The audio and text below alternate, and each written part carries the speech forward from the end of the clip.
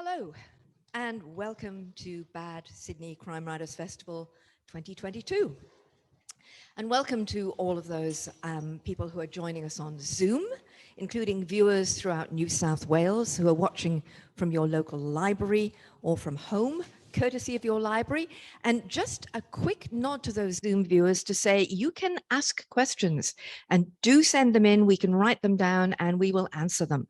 So don't be put off by doing that. Don't hesitate in writing a question and getting it in as soon as possible. Okay, so I'm speaking directly to the camera there. Not at all, not at all. Today we are on Gadigal land, and as we gather to share stories and knowledge, let us reflect on the rich history of storytelling in this place, this wonderful Mitchell Library. And I pay my respects to elders past and present, and to any First Nations people in the audience today. Before we start, please ensure your phones are switched to silent. I routinely forget to do that. I'm sure I've done it. Make sure there's no interruptions. Don't record the session. If you're taking photos, please turn off your flash. And you can share this event on social media. I somehow remembered how to do Twitter yesterday. I was very excited. At Bad Crime Sydney, hashtag Bad Crime Sydney 22.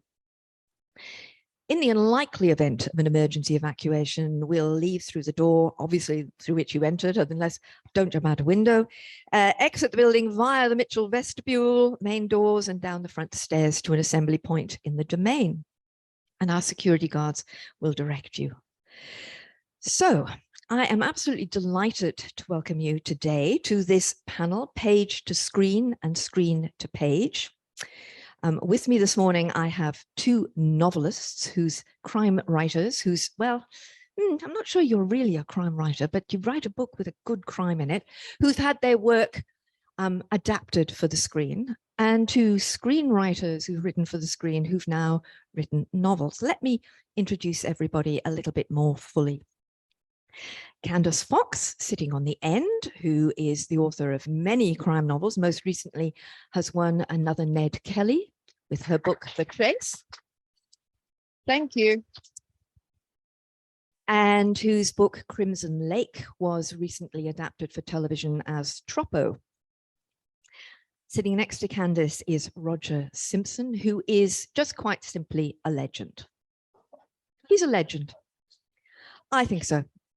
He wrote some of my favorite ever television crime drama series. Hands up if you remember Good Guys, Bad Guys. Best thing ever. Stingers, Something in the Air, and of course, Halifax FP. And we want to know why Roger isn't finished with her yet. Sitting next to me here is Rosalie Ham, who I now know as Hammy from Jerilderie, who wrote The Dressmaker, which was, of course, brilliantly adapted for the screen by Sue Maslin, and we'll be talking about that. And sitting next to Hammy is Michael Te Arawa Bennett, who is a distinguished screenwriter in New Zealand, who has recently written a rather wonderful crime novel that if you haven't read yet, you must, Better Than Blood. So let me turn to you, Roger, and say, okay, you had that TV series. It went for, God, how many episodes? It was 40 something? 21 telly movies, plus the series that was just kind of reignited. And now you've written a novel, Halifax Transgressions. Why? Are they all going to be one-word questions? It's a simple answer to a simple answer to a simple question. It's because it's the publisher's fault. The publishers came to me and said, "Have you ever considered turning Halifax into books?" And I said, "No." And they said, "Well, why don't you?" And I said, "Do you mean novelizations of the series?" They said, "No, original standalone novels." And the offer was too good to refuse. Oh, they made you an offer. Okay, yes. We like that. They came with the checkbook. Yes. Aha. Okay. Well, that's a very good answer to the question why. Okay, Michael, did they come with a checkbook to you?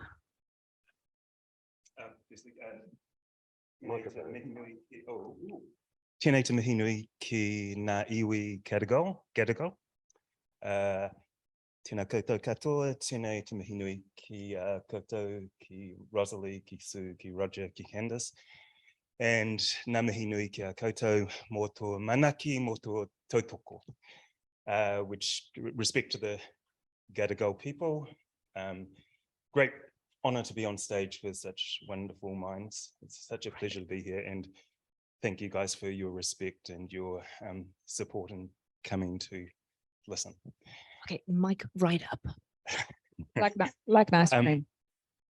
Did they come with an offer? No. So I, like Roger, have had a really kind of long career in screenwriting, and I'm a director as well, and had never even imagined that I could write prose, and it wasn't high on my agenda until I spent the last sort of 9 years of my career working on a miscarriage of justice case. A young Māori man who has become a very close friend of mine, spent 21 years in prison for crimes that he didn't commit. And I became a part of the fight for justice for Taina Porter. Made a documentary about his case, and after that, I realized there was so much more that needed to be told about his story, but also about the I just went to a session about jailing is failing for here in Australia, and of course it is failing here and in New Zealand, and of course the people most cruelly mistreated by that is your Aboriginal and our Māori people. Māori are actually the most incarcerated Indigenous people on earth. 53% of our jail cells are filled with Māori people. We are only 14% of the population. So I really wanted to tell far more fully a story about the terrible injustices for Māori, in particular for Taina. So that brought me to writing a book for the first time, as the only way that, in a 60-minute documentary, there's just so much you can tell. In 300 pages of a book, you can explore so much more deeply and go so much further into both the man himself, who has become someone very close to me and my family, and who I know could never have hurt an insect, but also the repercussions and what that says about our justice system.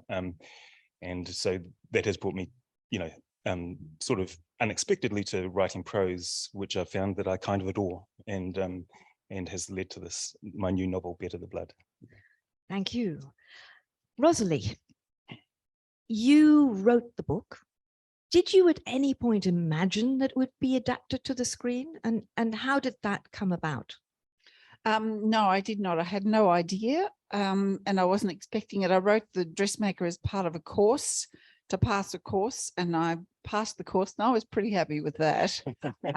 So when they told me that it was going to be on the Victoria Certificate of Education lit list, I thought, it's a bit outrageous. And then I started getting film offers. A lot of the offers came with screenwriters and producers that wanted to change the ending and not have the two main protagonists fade from the story. And eventually Sue Maslin, who I grew up with, also from Jerilderie, she came to me with an idea, and I knew because she was from a small country town that she would honour the story, and she had the idea that Jocelyn Moorhouse would write it, because Jocelyn Moorhouse had written Proof, that film Proof, and it was about a blind photographer, and she pulled it off, and because there's issues with tone and not wanting it to be too slapstick or too satirical, and how do you put tragedy next to comedy, and how will that be perceived? And so I agreed with all of that, because I've never written a screenplay. I tried to once, but I kept giving too many directions to the actors. And so I was perfectly happy with that. And I was perfectly happy with Jocelyn, because I love the film. So there was a great deal of trust involved in terms of trusting your book to a team that you respected and admired, and you knew they'd get it Right. Yep, I did. I thought I was fortunate because I had the right producer and the right writer at the outset, I thought, and I still think that that's true, and that they did a wonderful job. Yeah. Okay, Candice, how did Troppo come about? Did they arrive with a checkbook, or did they arrive with a director? Did they arrive with a writer?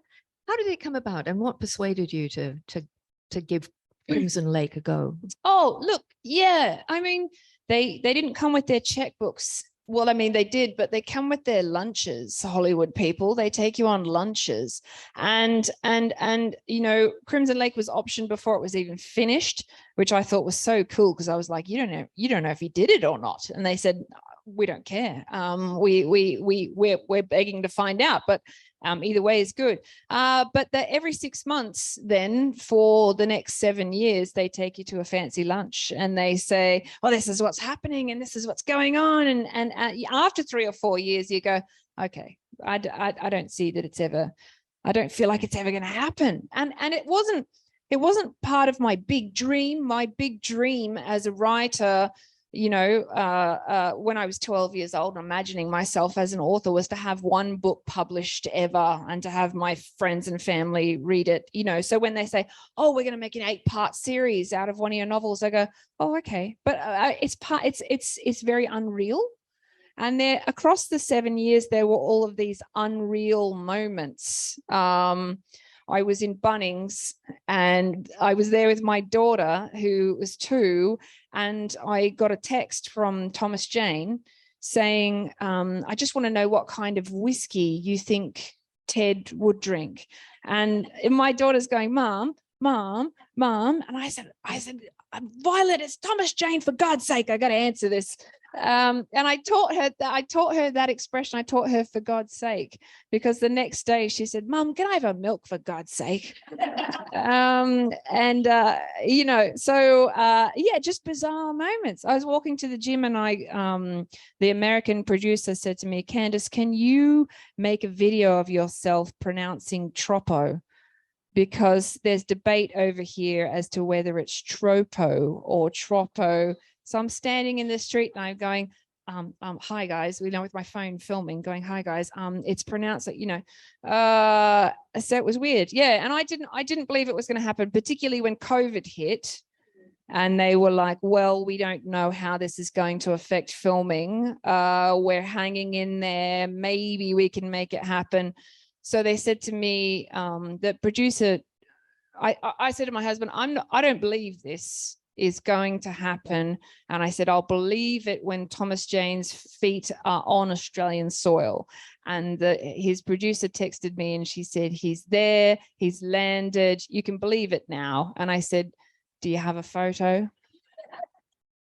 You know, I just couldn't. And then I kept, from there. And I'm not sure that I fully believe it still. I mean, I've seen it on the screen. I've sat there and I've watched it. And then, yeah, it's a foreign concept to me. And yeah, so other books of mine now have been optioned.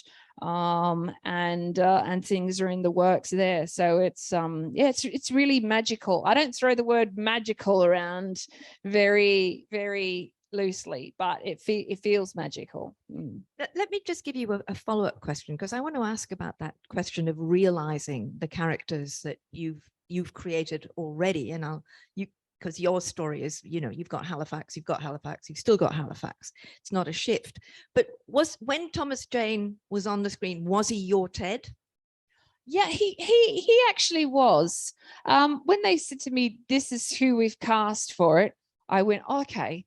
You know, yes, I thought yes. They'd thrown some names at me over the years and said, "How do you feel about this guy? And how do you feel about that guy?" And I'd said yes all the way along, because I don't want to be precious about it and go, "Oh no, you know," like high caliber authors. I was so great, actors. I was so grateful that it was happening that I didn't want to say no to anyone. But then, yeah, when they said Thomas Jane, I thought, "Oh, thank God," because it could have been anyone. And he's a lovely man as well. And Ted, Ted, I wanted him to be a very lovable character, because I'm trying to lead the reader into falling in love with him and going, oh my God, has he committed this horrible crime? And hopefully they're spinning pages trying to find out, is he that good guy that I hope that he is? And I got close with TJ, I call him TJ. I got close with him over texts and Zooms and this kind of thing. And I finally went to LA and I hung out at his house. And so him being a lovely person adds to the role, I think, really, because I think we can't separate. We've proven to ourselves that we can't separate the art from the artist. So I think that helps, him being nice, to being a nice guy. Yeah. Yeah. Okay, Roger, was Halifax your original idea? Was she your creation right at the start? Okay, where did she come from? Because I mean, for me now, she's Rebecca Gibney. You know, the minute I see Halifax, I see Beck in that role. And I'm wondering at what point Halifax became Beck for you, and if she still is now that you're writing the book. It's a very complex situation. We had made another series called Snowy, based on the Snowy Mountain scheme, which didn't get renewed for a second series, but the network said, we want something for Rebecca Gibney. So we came up with, my business partner and I came up with Halifax FP. So we wrote it with her in mind, but although I say that, you have to divorce the actress from the creative process, because otherwise you're not serving her properly, because you're expecting her to fill in the gaps. And, you know, you only half write the character. So you have to put it aside, put the person aside. And when I write Halifax, I don't see her face. I see everything else about her. I sense her. I feel her from inside her head, but I don't think of Rebecca Gibney. Interesting. Interesting. Okay, Rosalie, Kate Winslet, was she your Tilly? Absolutely. Yeah. She had the right complexion. She had the right hair. She had the right curves. She had everything that was, I thought, right for the role. But the minute Sue Maslin said to me, we've got Kate Winslet as the lead, I just didn't quite believe it. Similarly, I thought she thinks she has, but I don't think she's going to come to, be in a book that I wrote to pass a course, but she did. And it's an interesting thing, because I wasn't particularly concerned about what they did. I know that screenwriting and creating something that people look at as opposed to what they read off a page is an entirely different thing. And because I didn't have a clue, because I was going to be an extra, so I started preparing for that. I just let the whole thing go. And I then was left in wonder of what the actors bring to the role and how they, because Sergeant Farrett wasn't my Sergeant Farrett, but he was Hugo Weaving, and Kate really wasn't my Tilly until I saw them doing those roles, and then they became true and real to me. And I understood how they interpret the characters and make them their own, and they still retain the essence of what I wrote. So I was pretty happy about everybody being in there. And Michael, you mentioned before when you were speaking, one of the reasons why you've written this book is that there's only so much you can do in a screenplay. So can you say a little bit more about what writing on the page has enabled you to do that you couldn't do with a screenplay? Cool. That's a lovely question. It's funny, like at the same time, writing a screenplay and writing prose, writing a novel is incredibly the same in some ways and incredibly just not the same in so many ways. As a writer, I write, regardless of what I'm writing, I write really, really visually. To me, Alfred Hitchcock said this thing that when he reads a novel, when he reads fiction, it's not words that he's reading, he's just seeing a series of really vibrant, rich images. And it's kind of like reverse engineered for me. Like when I've got this little movie screen in my head when I'm writing absolutely anything, and I'm watching my characters moving around their worlds, their environments, and hugging each other or punching each other or arguing with each other, and my writing is just sort of keeping up with these images on the screen in my head. For prose or for screenplay, I guess one of the biggest difference to me is both, like, with a screenplay, be it television or be it film, it's kind of one of the most structural forms of writing that you can do, which you'd probably agree, Roger, that a screenplay for a feature film is almost like a haiku. Every film that you've ever known and loved, I almost guarantee that the same thing happened at minute 8, the same thing happened at minute 14, the same thing happened at minute 22. They all look completely different, but structurally, emotionally, very similar things happen in screenplays, and there's a rhythm, like the audience, and like a haiku. It's not. I don't see that as a limiting thing. I actually see it as a liberating thing. It's how you make something that's there in stone, the 14 syllables of a haiku or whatever it is. How you make it all new and different with each screenplay you write.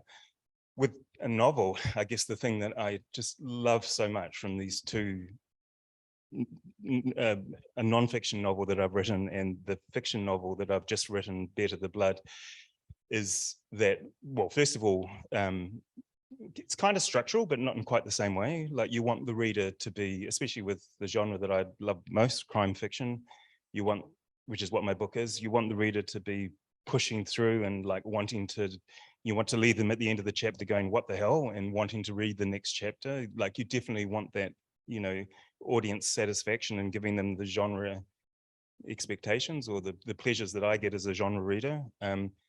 But at the same time, you can go down a path. You can have a chapter where for 10 pages you're taking the audience just with a woman sitting at a table with a cup of coffee reflecting on a moment. On the screen, that would be 10 seconds, and you could not get away with anything more unless you're doing something slightly like none of us want to do, which is unattractive voiceover or something like that. In a novel, you can vividly explore that person's interior world for a chapter, and I think it's what the reader wants. They want to, they've invested in this character and they want to know more about it. And I guess the other big thing for me, the joy of writing a novel, is that with a feature film or with a screenplay, no one reads my writing. It's designed for the audience never to read a word. To me, it's like dissolving sutures when you have an operation. It's what keeps the whole thing together, but it disappears, and I don't exist apart from a credit on the screen at the end of the process. The idea that you guys are actually going to read the words that I put on the page as I wanted, I wanted that comma to be there, not there, and I want you to read that, is a real joyful thing to me. Yeah. Actually, that's a lovely way of switching to Roger, to say, did you find the experience of writing the book as different as Michael has hinted at from writing a screenplay? Yes, it is just that different. I actually found it terrifying because I suddenly had no one to blame. That's right. At least in film and television, you can blame the director or the casting or the network or the distributor. But suddenly I was naked. It was just me and the reader. It was absolutely terrifying, but thrilling at the same time. And you're right, you do disappear as a screenwriter. But there's a safety in the screenwriter's role because you've got all these other people between you and the audience, which is both a blessing and a curse. So the sheer exposure of writing a novel, I found after all these years quite terrifying. And if it wasn't for the publisher holding my hand and convincing me I could do it, I probably wouldn't have finished it. But I just want to push you a little bit further on that, because I've read the first half of your new book, and it's a serial killer, and it's very confronting violence. And I'm wondering if sneakily you haven't found a way to do more violence on the page than you could on the screen. Yes, well, violence is a big subject, isn't it? I don't like violence. I think that if you are writing about violence, you've got to justify it in some way. It's got to serve a purpose. It's not just to shock. It's not just gratuitous. It's a big subject, and I want people to feel uncomfortable about the violence, but I want them to find some humanity in it as well. So I take it really seriously, and I hope it doesn't come across that I'm just trying to shock for the sake of shocking. But I don't think you can pussyfoot around violence. I think if you're going to write a violent story, you've got to be very honest about it, very truthful, and not pull any punches, and show it for what it really is, how awful it really is. So I take it seriously. Did you notice I didn't have any female victims? No female victims. No. Okay. I'm very squeamish about that. Yeah, no. Great. Okay, well, what a change. Men, however, you know, it's fair game. Fair game. Right. Yeah. What's the switch? Okay, Candice, thinking about the control that you have over the page, were you quite happy to give over the control to somebody else to write the screenplay? Oh, I was, because I've known some aspiring screenwriters and people. I've met people who work and write in TV, and I didn't want to barge in to a writer's room and take someone's job. Me being in there is literally going to take someone's job. They could hire someone else, and I didn't want to do that. And it also felt a bit arrogant to walk in and go, well, I know how to write TV. You should do this in episode 3. I'd never done it, no experience in it, you know, so I felt like it wasn't my world.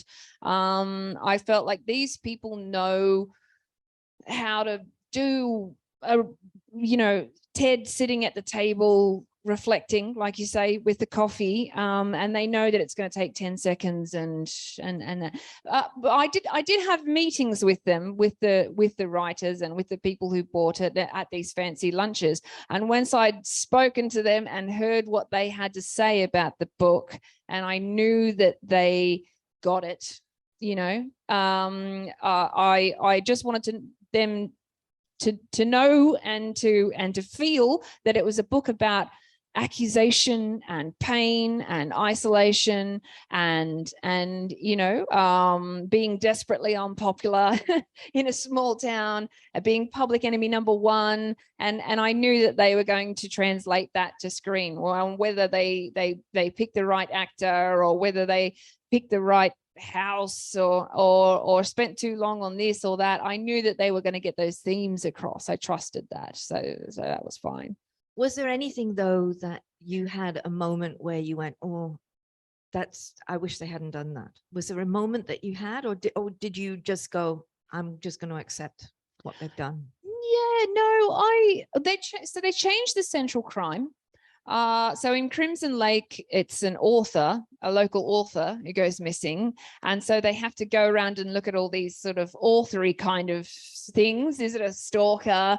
Is it some creepy fan of the work? Has he been having an affair? And I looked forward, before I'd read the screenplay, I looked forward to seeing those authory kind of things because they were fun to write. You know, I have creepy stalkers and I have weird people who write to me, and I have said to my publicist, you know, here's a picture of this guy. If he turns up tonight, you know, whisk me away, because it's yeah. And so I look forward to seeing those. But they sort of said that crime isn't long enough, isn't complex enough to sustain an 8-part series. So they changed that thread. But Crimson Lake is a book which has 3 crimes for the price of 1. So they kept Ted's crime, they kept Amanda's crime pretty much as they were. And for me, those are the most important crimes in the novel. So yeah, so I wasn't, it's not that I was upset about it and I was like, oh, you know, I had just looked forward to seeing it, and then they did something different. But you know, it's nothing to complain about. No. Okay, Rosalie, you mentioned that, you know, Hugo Weaving wasn't quite your character. So there were some changes that were kind of made. Were you perfectly accepting of those? Were you quite happy with those? I mean, the other thing, of course, is that you mentioned preparing as an extra. Rosalie has an absolutely superb series of blog posts on her website about the experience of being an extra, which had me laughing out loud because you actually were on set. So can you tell us a bit about that and maybe also reflect on the changes that they made? Yeah, I was fully aware that they had to, you can't put an entire novel on a screen. And so I was perfectly happy for them to make any changes they had to, because I didn't have a clue myself and because I trusted them to do that. And I kind of saw how all that worked when I was sitting around 8 hours a day waiting to get up and repeat the same thing that we'd done 8 hours previously. And it was lovely because I got off a bus in Dunkertar and I met my characters and they came up and spoke to me. I became one of my themes. I became frumpy woman in the crowd and I transformed to well-dressed woman in the crowd. But the skill of it and how Jocelyn cleverly condensed all of the information and all of the themes and made them visual and made them lovely. And that whole thing about when you've taken 4 pages to write something and they condense it to 10 seconds, that was all fascinating to us and we really, really liked it. And the other thing that we experienced was another theme from the book, and that was hierarchy, because we were extras, myself and my 11 friends and family, and we were referred to at one point as warm props, which we didn't care. And we went at one point, there was a lovely tent and they had lovely food and the chairs had armrests and it was all very pleasant, and ours was a tent with just forms and cushions on the floor.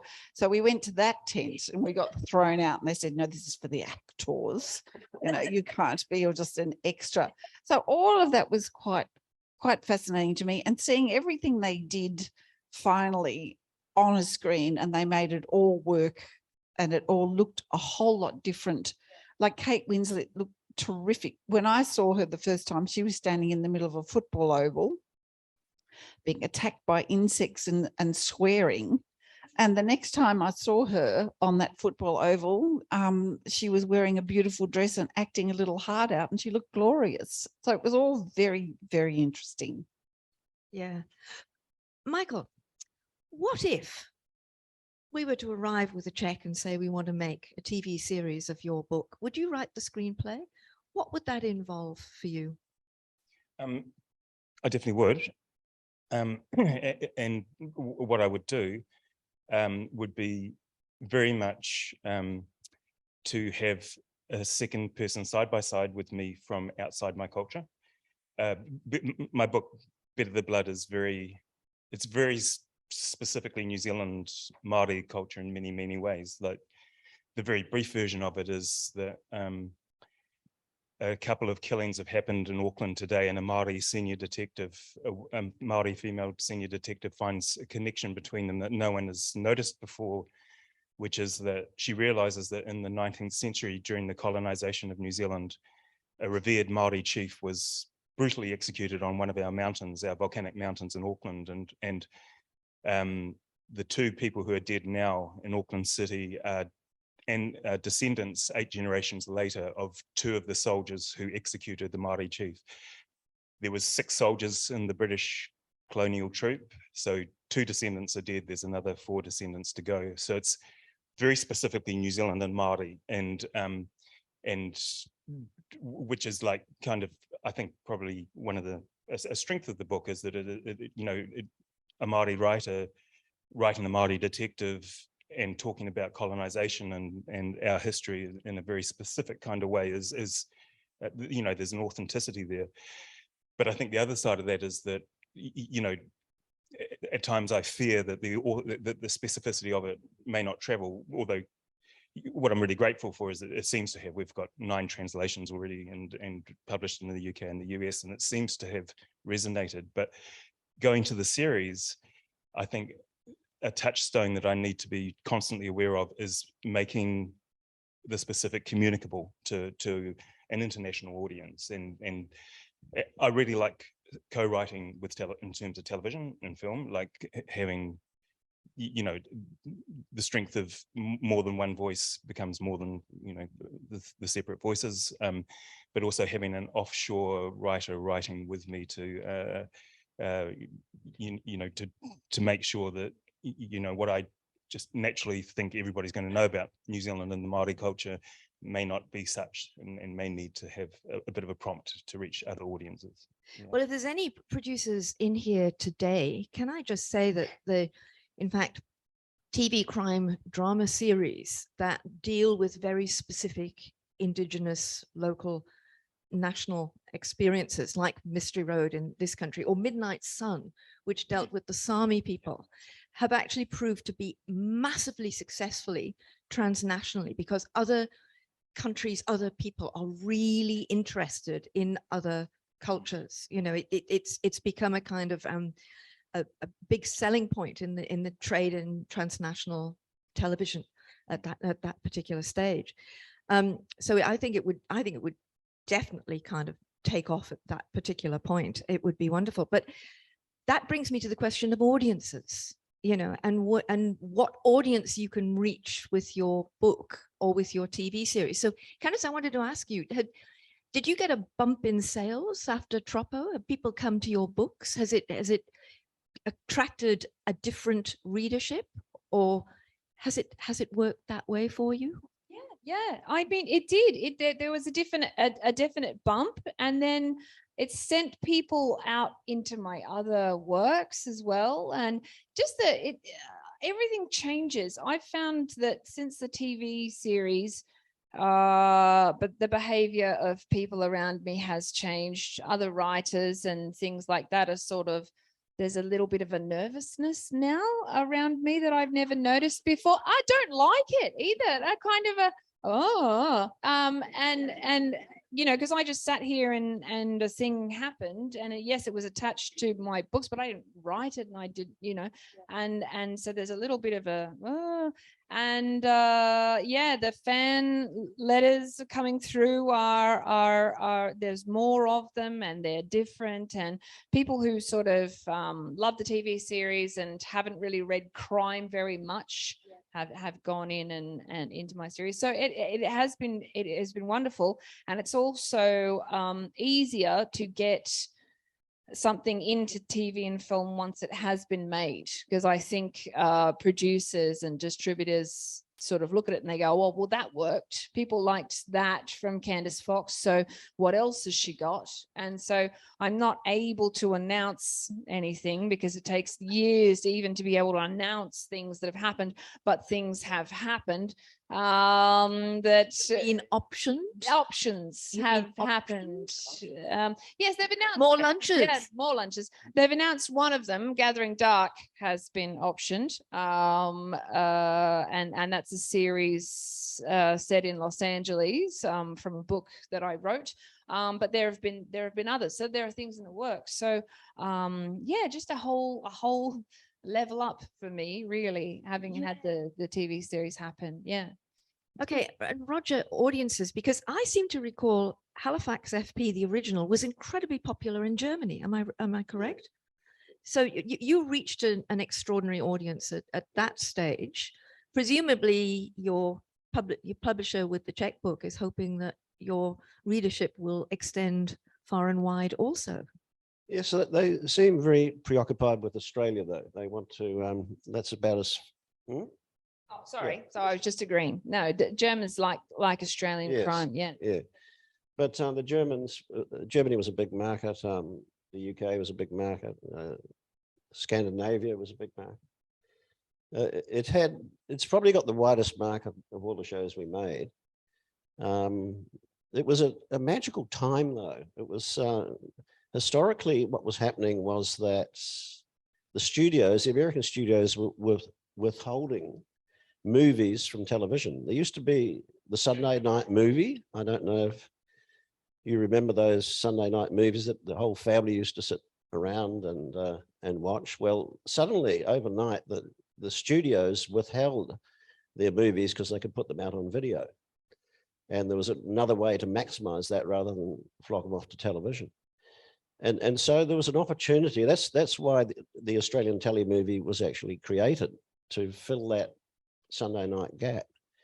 And we were producing a product that the rest of the world wasn't producing. So we had a huge success internationally with that. And Halifax was the leader in those shows and did very well. And the other thing that was good about it is that we had a wonderful cast of people that worked in Halifax, like Hugh Jackman and Hugo Weaving, and a fabulous list of people, Ben Mendelsohn. And the reason we got them was that back then, people who were theatre actors or film actors didn't want to do television. They thought it debased the coinage. So they wouldn't take on series, but they would take on a one-off role in a telemovie. So we got a fabulous cast. So we put that, so a lot of it's just good luck and timing. It was just good luck and timing. And that's why it took off. Yeah, great. And Rosalie, the Dressmaker, which was, of course, published by Duffy and Snellgrove, and Michael Duffy's sitting in the room here. Congratulations on that. Did you get a bump in sales after the film? Yeah, I did. It was a startling bump in sales, and it was really good. And I also got a really big tax check as well. But it was, yeah, but it's nice. And it also, there's the hangover of that because the film went on Netflix and all those sorts of things. And so I now get royalty checks. They're not big, but it's like when you used to get a tax return, you could buy a new pair of shoes. And now you kind of get a little royalty check and you can go, oh, good, I can buy something, something special. So I'm particularly enjoying that. Well, as someone who writes about fashion so brilliantly, I'm not surprised that you go check shoes. Yeah, I would too. I've got a last question for you all, and then we're going to open to questions from the audience and the Zoom audience. And that is, this is a very much broader, wider, all-in question, which is about adaptations of crime fiction detectives. Sherlock Holmes, the most screened, adapted detective ever. There's been so many versions of Sherlock Holmes. My particular favorite, Jeremy Brett. Yeah, that was my favorite. We all the way up, we've got Jack Irish from Peter Temple. And I'll just tell a very brief story. Apparently, Peter Temple, the wonderful Peter Temple, was taken out to lunch with his publisher for text and with the actor that was suggested to play the part of Jack Irish. Now, if you know or have ever encountered Peter Temple, he was not a person who minced words and was quite forthright and swore a lot, and I shall be quoting in a moment. So they had the lunch with the actor that was intended to play Jack Irish, walked away from the lunch, and Peter turned to his publisher and said, "The fucker hasn't read the books, not him." And there was the answer. So any aspiring actors, if you're casting read the fucking books. So I just wanted to ask you if you have a favorite TV adaptation, film adaptation of a crime figure. We've had so many. We've had Wallander, we've had Vera, we've had. Who's your favorite? Have you got one? Well, I want to answer that, but I want to lean off the detective thing because I was just teaching a workshop here yesterday. And I think the adaptation of No Country for Old Men with Anton, the Anton Sugar character in that is just so great. So great. He's so great in the book. He's so great in the film. And he's just like a human shark, just swimming around, doing what he does, just killing. And so that as an adaptation, I think it's equal for me, book and film equal, but particularly that villain who's just wandering around, just a destroyer. Javier Bardem? Yes, yeah. Javier, yeah. Can I jump in? Because that was my answer. Yeah, definitely. But absolutely. And mine too. It's We can all agree. Yeah. It's the finest adaptation. But do you know, it's the Coen brothers' only adaptation. Yeah. And what they did was they didn't fuck with the book. Yes. They were so faithful to it. And the best example to me from that adaptation is not the killer, but is Chief Tom Bell. Yes. The final scene, which is so controversial because it's just the great actor Tommy Lee Jones. Yeah. Tommy Lee Jones sitting at a breakfast table talking to his wife about 2 dreams that he's had. The most uncinematic on the face of it. Like, you know, you go and pitch this to an American studio and they say, no, you can't end a film like that. It's not cinema.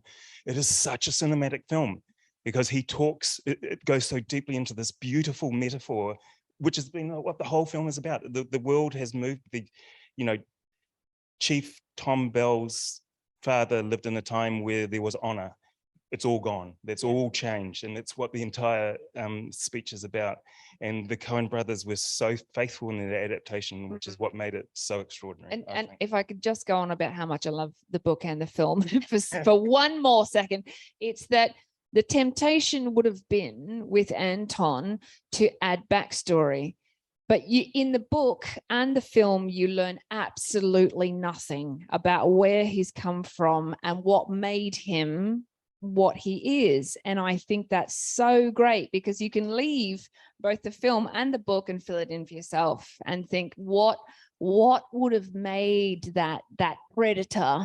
And that's fun to do sometimes. Don't feed it to me, let me do it myself, you know. Okay, I'm not letting you off the hook, Roger. Okay. Yeah, you've got to come up with I don't know whether I walk around with a favorite, but I do find myself watching and rewatching, and I'm embarrassed the number of times I've watched Jaws. I think there's something very perfect about that as a structural piece. I've only read the book once, but I must have watched the film many, many times. Peter Benchley, the name popped into my head. Did he write the book? Peter Benchley, Jaws? Yes, yeah. Okay. yes. But I admire it because of its 3-act structure and the wonderful relationship between those 3 lead characters. It doesn't have any strong female characters, which is its downside, but there's something very perfect about that film. So if you were going to teach a course on screenwriting, you'd make them all watch Jaws, right? I hope they've watched it. Yeah. Rosalie, last words from you. My last words got to do with, I didn't think that I ever read crime, but I've read everything Cormac McCarthy's ever written. And I'll just say one thing about No Country for Old Men. That scene where Chigurh is strangling the policeman and his boots on the floor and all the scuffs on the floor is something I don't think I'll ever erase from my memory. And it went on for more than 4 seconds. It went on and on and on. Yeah, I was going to say Vera because that's the only thing that popped to mind, but no, it'd have to be Cormac McCarthy. Okay. All right. We've got time for some questions. Yeah, we've got one from Kyle right there. Kyle, we don't have another mic. So if you shout it out, I will repeat it for the Zoom audience. Question for Candice.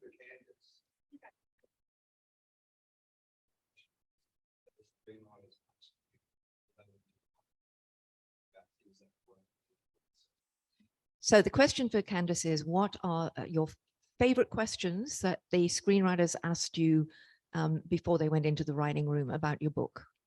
Oh, I have to think back now about questions. I liked all those funny little, you know, why does he do this and why doesn't he do that, and just motivations. And I think the screenwriters would ask me questions when they'd been hashing it out and they just had hit a block, you know, and they're thinking, how can we get them to find the car? Maybe there's a bee, you know, and it, you know, the bee stings, and then they look over and they just had been nutting it out. I've been in a writer's room before, and it's 6 people all sort of in this pressure cooker, trying to come up with these ideas. And sometimes you have to reach out. I can't think anything specifically that came from the screenwriters, but the actor, Nicole Shamoon, plays Amanda. And I have always avoided putting Amanda in a sexuality box and saying she is bi or she is straight or she is gay or she is asexual or whatever. I've never said anything about it. And so Nicole said, she grabbed me at the premiere and she said, Amanda's gay, isn't she? And I was like, well, is she? And then we had this whole thing and she was knowing, but no, tell me, but is she? And I was like, well, I don't know, is she? And just the struggle that she had. And I was trying to say to her, why are you trying to pin her down to, why are you trying to put a label on her and how she, you know, and I found that really fun because I was trying to force her back into putting a label on and collaborate with me on what it is about her sexuality. Because I think you need to let people do things with your art. If I was to walk in and say, you know, Amanda is gay and all of her relationships should be with women and this and that, nobody else has added anything to that character, you know. And so when Thomas Jane texted me in Bunnings and he said, what kind of whiskey would Ted drink? I said, what kind of whiskey do you think he would drink? And he kind of went, oh, and he said to me, Ted's an American, because I'm not doing this Australian accent because everyone hates that when Americans try to do that.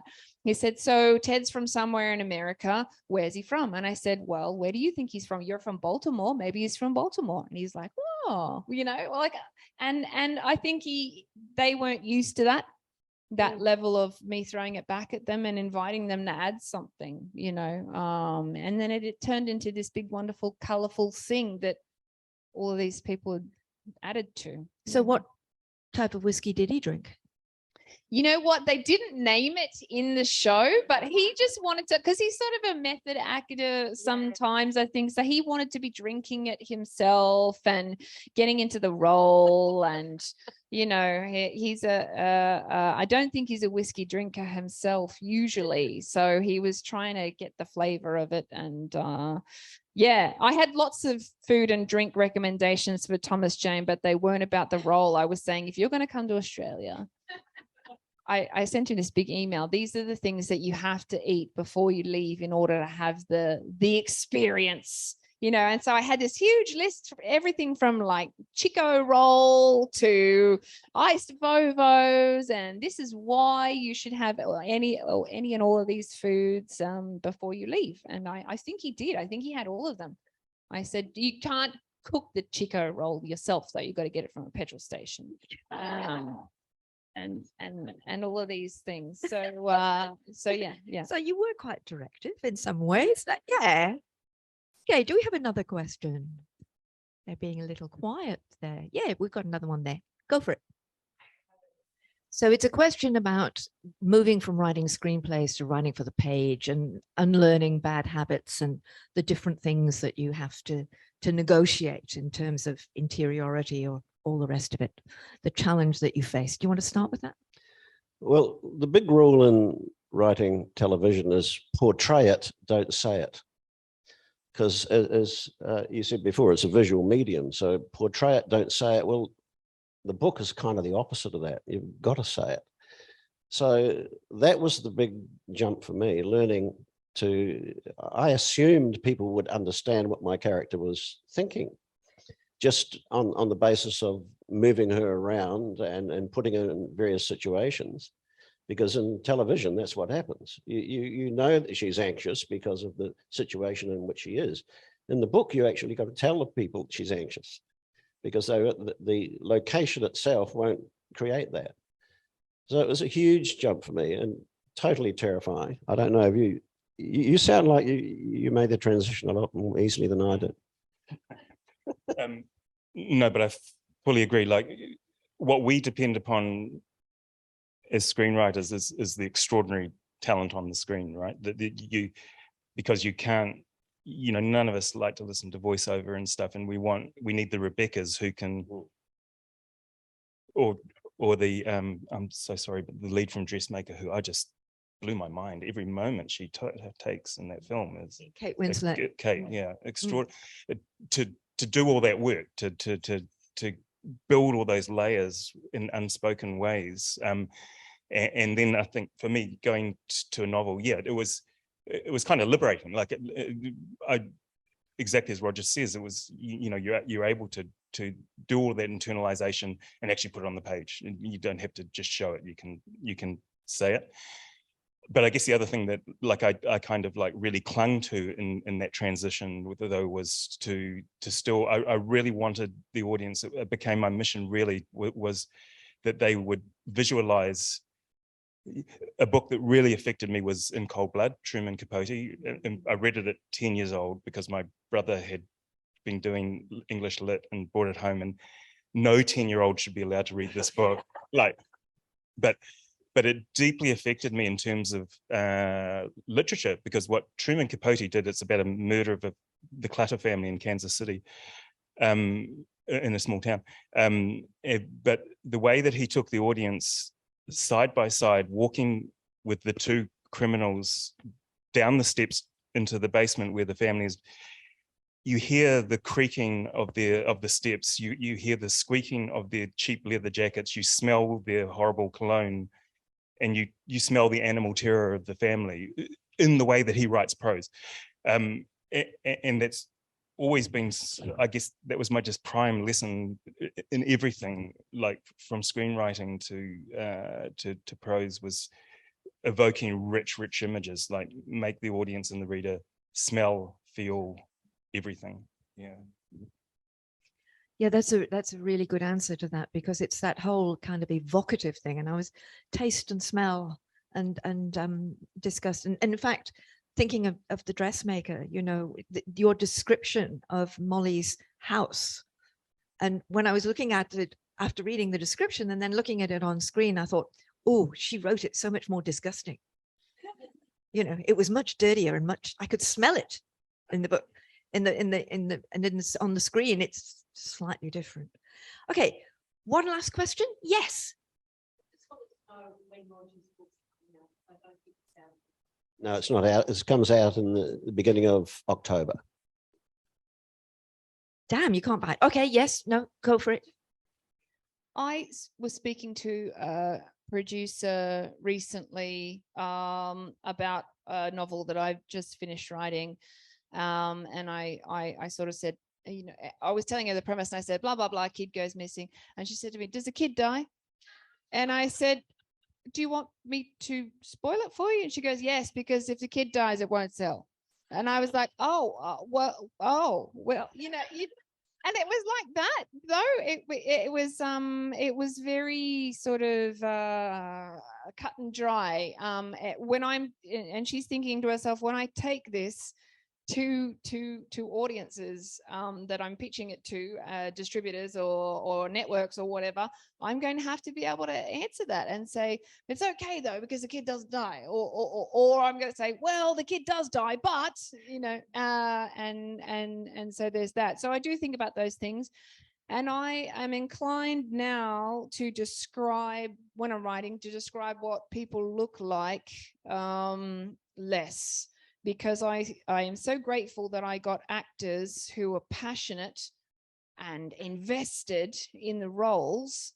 And so I want anyone to come to my work and be able to say, I want to play Celine, you know, and not think to themselves, well, I don't look like her, you know, and so I think wanting to do it and wanting to play that, I want to open the roles up to as many actors as possible. So I think about that when I'm writing. Okay, we're just about out of time. Does anybody else want to have a quick response? Sorry. That's all right. That's all right. Sorry, Anna, a big question last minute. You could ask them, talk to them later. Go and get some books signed and have a proper chat. Obviously, our speakers will be available to sign their books, but not Roger. You'll just ask him to sign your wrist or something. Okay, so they'll be there at the bookshop, and we'll ask you to leave the end of the session, even if your next session is in this room, as we need to clear the room. Organisers would appreciate your feedback. Enjoy the rest of the festival. There are more tickets available. But before you go, please join with me in thanking our amazing panel for their contribution.